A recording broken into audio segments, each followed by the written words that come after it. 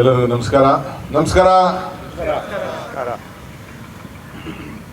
ಕೇಂದ್ರ ಸಚಿವರಾದಂಥ ಸೋದರಿ ಶಿವಭಕ್ತವರೇ, ಕೃಷ್ಣ ಬೈರೇಗೌಡರೇ, ವಿಶ್ವನಾಥ್ ಅವರೇ, ನಮ್ಮ ಹಿರಿಯರಂಥ ಜಾರ್ಜ್ ಸಾಹೇಬ್ರೆ, ಶ್ರೀನಿವಾಸ್ ಅವರೇ, ಎಲ್ಲ ಅಧಿಕಾರಿಗಳೇ, ಮಾಧ್ಯಮ ಮಿತ್ರರೇ, ಎಲ್ಲ ಸ್ವಚ್ಛತೆಗೆ ಶಕ್ತಿ ಕೊಡಬೇಕು ಅಂತೇಳಿ ಬಂದಂಥ ಎಲ್ಲ ಮುಖಂಡರುಗಳೇ, ಮಹಾತ್ಮ ಗಾಂಧೀಜಿಯವರು ಸ್ವಚ್ಛತೆಯೇ ದೇವರು ಅಂತ ಹೇಳಿ ನಮಗೆಲ್ಲ ಮಾರ್ಗದರ್ಶನವನ್ನು ಕೊಟ್ಟಿದ್ದಾರೆ.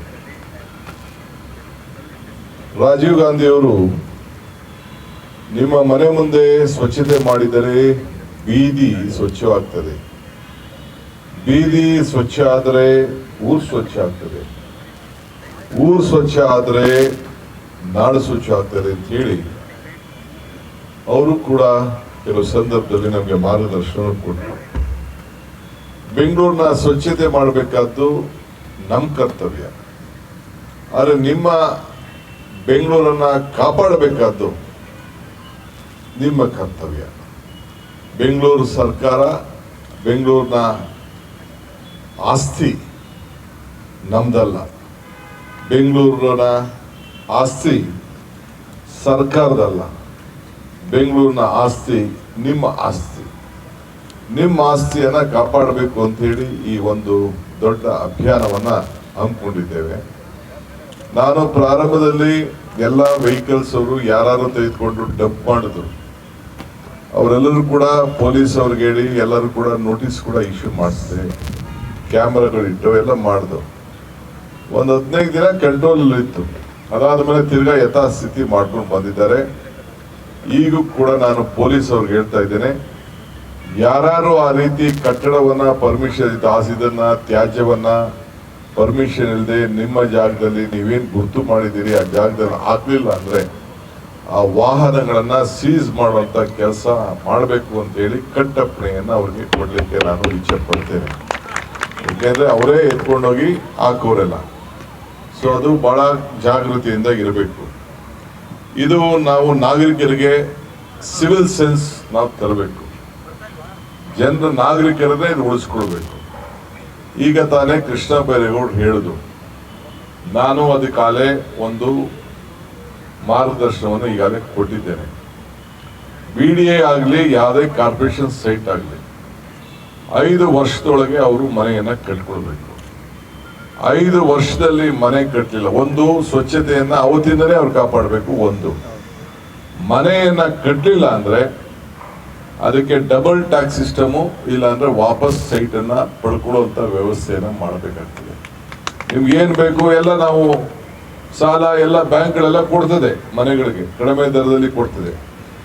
ನೀವು ಚಿಕ್ಕ ಮನೆ ಯಾರು ಕಟ್ಕೊಳ್ಳಿ, ಆಮೇಲೆ ಬೇಕಾದ್ರೆ ಹೊಡೆದಾಕ್ಬಿಟ್ಟು ದೊಡ್ಡ ಮನೆ ಕಟ್ಕೊಳ್ಳುತ್ತೆ. ಆದ್ರೆ ಮನೆನೇ ಕಟ್ತೆ ಖಾಲಿ ಇಟ್ಕೊಂಡು ಬರೀ ಇನ್ವೆಸ್ಟ್ಮೆಂಟ್ ಅಂತ ನೀವು ಇಟ್ಕೊಂಡು ಕೂತ್ಕೊಂಡ್ರೆ ಅದು ನಾವು ಸರ್ಕಾರದವರು ಅಲ್ಲಾಗುವಂತ ಎಲ್ಲ ಅನಾಹುತಗಳಿಗೆ ಸ್ವಚ್ಛತೆಗೆ ನಾವು ಜವಾಬ್ದಾರಿ ಆಗಲಿಕ್ಕೆ ಸಾಧ್ಯ ಇಲ್ಲ. ನಿಮ್ಮ ಆಸ್ತಿ ನೀವು ರಕ್ಷಣೆ ಮಾಡ್ಕೊಳ್ಬೇಕು, ರಾಜ್ಯದ ಆಸ್ತಿ ನಾವು ಕಾಪಾಡಬೇಕು. ಇನ್ನೊಂದು ದೊಡ್ಡ ಆಲೋಚನೆ ನನ್ನ ಮುಂದೆ ಇದೆ.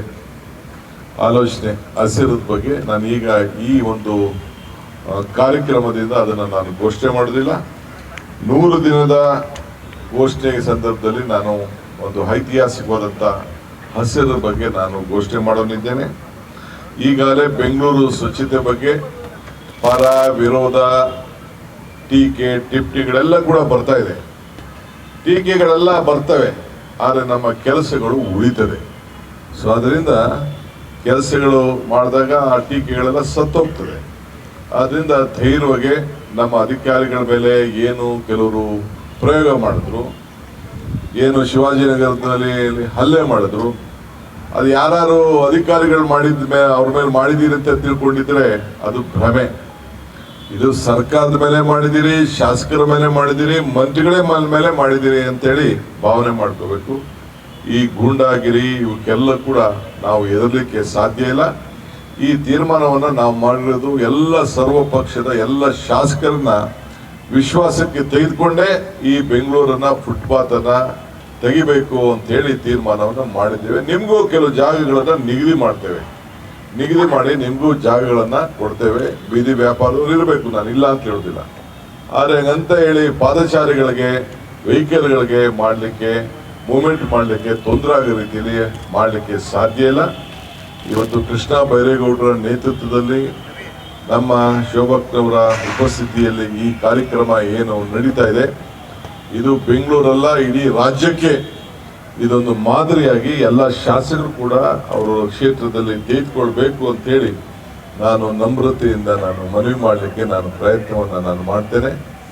ಇದು ನಿಮ್ಮ ಬೆಂಗಳೂರು, ನಿಮ್ಮ ಮನೆ, ಇಡೀ ದೇಶ ನಿಮ್ಮನ್ನು ಗಮನಿಸ್ತಾ ಇದೆ. ಇಡೀ ಅನೇಕ ರಾಷ್ಟ್ರೀಯ ನಾಯಕರುಗಳೆಲ್ಲ ಇದಕ್ಕೆ ನಮಗೆ ಮಾರ್ಗದರ್ಶನವನ್ನು ಕೊಟ್ಟಿದ್ದಾರೆ ಹಿಂದೆ ಎಲ್ಲ. ಸೊ ಅದನ್ನು ಮುಂದುವರಿಸ್ಕೊಂಡು ಹೋಗೋಣ. ಸೊ ನಿಮ್ಮೆಲ್ಲರೂ ಕೂಡ ಬೆಂಗಳೂರಿನ ಸ್ವಚ್ಛತೆ ಕಾಪಾಡಿ ಇಡೀ ದೇಶಕ್ಕೆ ಒಂದು ದೊಡ್ಡ ಸಂದೇಶವನ್ನು ಕೊಡಬೇಕಾದ್ದು ನಿಮ್ಮ ನಮ್ಮೆಲ್ಲರ ಕರ್ತವ್ಯ. ನನ್ನ ಮಾಧ್ಯಮ ಸ್ನೇಹಿತರು ಕೂಡ ನಾನು ಮನವಿ ಮಾಡ್ಕೊಳ್ತಾ ಇದ್ದೇನೆ. ಕೆಲವರು ಬೇಕಾದಷ್ಟು ನಮಗೆ ಫೋಟೋಗಳೆಲ್ಲ ಹಾಕ್ತಾ ಇರ್ತಾರೆ, ಪ್ರಿಂಟ್ ಆಗ್ತಾ ಇರ್ತಾರೆ, ರಸ್ತೆಯಲ್ಲೆಲ್ಲ ಒಂದು ಕಡೆ ಹಾಕ್ತಾ ಇರ್ತಾರೆ. ಇದು ಎಲ್ಲ ನಗರಗಳಲ್ಲೂ ನೋಡಿದ್ದೇನೆ ನಾನು. ಬೆಂಗಳೂರಲ್ಲ, ಡೆಲ್ಲಿಲೂ ನೋಡಿದ್ದೀನಿ, ಮುಂಬೈಲೂ ನೋಡಿದ್ದೀನಿ, ಎಲ್ಲ ಕಡೆ ನೋಡ್ತಾ ಇದ್ದೀನಿ. ರೋಡ್ ಪಕ್ಕದಂತದ್ದು ಬಿಸಾಕಂಥದ್ದು. ಆದರೂ ಕೂಡ ಭಾಳ ವರ್ಷ ಆಯಿತು ನಮಗೆ ಈ ಸ್ವಚ್ಛತೆ ಬಗ್ಗೆ, ಈ ತ್ಯಾಜ್ಯದ ಬಗ್ಗೆ ಬೇಕಾದಷ್ಟು ಕೋರ್ಟು, ಬೇಕಾದಷ್ಟು ಸಮಸ್ಯೆ ಇತ್ತು. ಆದರೆ ಈ ಹಂತಕ್ಕೆ ಒಂದು ಬಂದಿದ್ದೇವೆ. ಮುಂದೆ ಅದನ್ನು ದೊಡ್ಡ ಒಂದು ಹೊಸ ರೂಪವನ್ನು ಕೊಡ್ತಾ ಇದ್ದೇವೆ. ಇದಕ್ಕೆಲ್ಲ ನಿಮ್ಮ ಸಹಕಾರ ಇರಲಿ. ವಿಶೇಷವಾಗಿ ಈ ಒಂದು ಪವಿತ್ರವಾದಂಥ ಕಾರ್ಯಕ್ರಮಕ್ಕೆ ಸೆಂಟ್ರಲ್ ಮಿನಿಸ್ಟರ್ ಅವರು ಅವ್ರ ಕ್ಷೇತ್ರದಲ್ಲಿ ಬಂದು ಭಾಗಿಯಾಗಿ ಕೃಷ್ಣ ಬೈರೇಗೌಡರ ನೇತೃತ್ವದಲ್ಲಿ ಏನು ಈ ಯೋಜನೆ ನಡೀತಾ ಇದೆ, ಇದಕ್ಕೆ ನಿಮ್ಮೆಲ್ಲರ ಸಹಕಾರ ಇರಲಿ, ನಾಗರಿಕರ ಸಹಕಾರ ಇರಲಿ ಅಂತೇಳಿ ನಾನು ಪ್ರಾರ್ಥನೆ ಮಾಡಿ, ಇದನ್ನು ನಾನು ಸ್ವಚ್ಛತೆ ವಿಚಾರದಲ್ಲಿ ಕೆಲವು NGOಗಳು, ಕೆಲವು ಸಂಸ್ಥೆಗಳು ಅವರು ಕೂಡ ಒಂದೊಂದು ಏರಿಯಾನ ಟೇಕ್ ಓವರ್ ಮಾಡಿದ್ರೆ ಅದಕ್ಕೂ ಕೂಡ ನಾನು ಅವ್ರಿಗೆ ಸ್ವಾಗತವನ್ನು ನಾನು ಮಾಡ್ತೇನೆ. ನೀವೇನು ಇಡೀ ದೊಡ್ಡ ಬ್ಲಾಕೇ ಮಾಡಕ್ಕೆ ಹೋಗ್ಬಿಡಿ, 4 ರಸ್ತೆ ತೆಗೆದುಕೊಳ್ಳಿ. ನಿಮಗೆ ಸರ್ಟಿಫಿಕೇಟ್ ಕೊಡುವಂಥದ್ದು, ಗೌರವ ಕೊಡುವಂಥದ್ದು 4 ರಸ್ತೆನೇ ನೀವು ಅದನ್ನು ಅಡಾಪ್ಟ್ ಮಾಡಿಕೊಂಡು ಈ ಸ್ವಚ್ಛತೆನ ನೀವು ಕಾಪಾಡ್ಕೊಂಡು ಹೋಗುವಂಥ ಒಂದು ಕಾರ್ಯಕ್ರಮವನ್ನು ನೀವು ರೂಪಿಸಬೇಕು ಅಂತೇಳಿ ನಾನು ಪ್ರಾರ್ಥಿಸಿ ನಿಮ್ಮೆಲ್ಲರೂ ಕೂಡ ಶುಭ ಹಾರೈಸಿ ಈ ಒಂದು ಪವಿತ್ರವಾದಂಥ ಕಾರ್ಯಕ್ರಮಕ್ಕೆ ಚಾಲನೆಯನ್ನ ಬಹಳ ಸಂತೋಷದಿಂದ ಕೊಟ್ಟಿದ್ದೇನೆ. ಎಲ್ಲರಿಗೂ ನಮಸ್ಕಾರ. ಖಂಡಿತ ವಿಧಿನೇ ಇಲ್ಲ, ಮಾಡಲೇಬೇಕಾಗ್ತದೆ. ನಾವು ಸೈಟ್ ಕೊಟ್ಟಿರೋದು ಮನೆ ಕಟ್ಕೊಡಿ ಅಂತ. 20 ವರ್ಷ, 30 ವರ್ಷ, 40 ವರ್ಷ ಆದ್ರೂ ಕೆಲವ್ರು ಕಟ್ಟಿಲ್ಲ. ವಿ ವಿಲ್ ನಾಟ್ ಹ್ಯಾವ್, ನಾವು ವಾಪಸ್ ಪಾಪ ಅವ್ರಿಗೆ ದುಡ್ಡು ಕೊಟ್ಬಿಡೋಣ. ಅವ್ರಿಗೆ ಏನಿದೆ ದುಡ್ಡು, ಏನು ಕಟ್ಟಿದ್ದಾರೆ ಅದಕ್ಕೆ ಬಡ್ಡಿ ಗಿಡ್ಡಿ ಎಲ್ಲ ಸೇರಿಸಿ ಕೊಟ್ಬಿಡೋಣ. ಅದಕ್ಕೆ ಖಾಸಗಿ ಆಗಲಿ, ಸೈಟ್ ಅಲಾಟ್ಮೆಂಟ್ ಆಗಿರಲಿ, CITB ಇದಾಗಲಿ, ಯಾವ್ದಾದ್ರು ಸೊಸೈಟಿಯಿಂದ ಅಲಾಟ್ಮೆಂಟ್ ಆಗಿರಲಿ, ಯಾವುದೇ ಆಗಿರಲಿ, ಸರ್ಕಾರದಿಂದ ಸೈಟ್ ಬೇಕು ಅಂತ ಅವ್ರು ತೆಗೆದುಕೊಂಡ್ಮೇಲೆ, ಸರ್ಕಾರದಿಂದ ಅಲಾಟ್ಮೆಂಟ್ ಮಾಡಿದ್ಮೇಲೆ CITB ಇರ್ಬೋದು, BDA ಇರ್ಬೋದು, ಒಂದು ಸೊಸೈಟಿ ಇರ್ಬೋದು, ಎಲ್ಲೇ ಆಗಲಿ ತೆಗೆದುಕೊಂಡ್ಮೇಲೆ ಅವ್ರು ಕಟ್ಟಬೇಕಾದ ಅವರ ಡ್ಯೂಟಿ. ಅದಕ್ಕೆ ನಾವು ಅವರೆಲ್ಲ ಕಾಂಪೌಂಡ್ ಹಾಕೊಳ್ದೆ ಹೋದ್ರೆ, ಬರೀ ಕಸ ಹಾಕೊಂಡು ಕೂತ್ಕೊಂಡ್ರೆ ಯಾರೋ ಕಸ ಹಾಕ್ಬಿಡ್ತಾರೆ. ಅವ್ರು ಹಾಕ್ದೇ ಇರ್ಬೋದು, ಅವ್ರ ಜಾಗಕ್ಕೆ ಅವ್ರು ಕಸ ಹಾಕ್ದೇ ಇರ್ಬೋದು. ಅದನ್ನು ರಕ್ಷಣೆ ಮಾಡ್ಕೋಬೇಕಾದ, ಅವ್ರ ಆಸ್ತಿಗಳನ್ನ ರಕ್ಷಣೆ ಮಾಡ್ಕೊಳ್ಬೇಕಾದ್ದು ಅವರ ಡ್ಯೂಟಿ.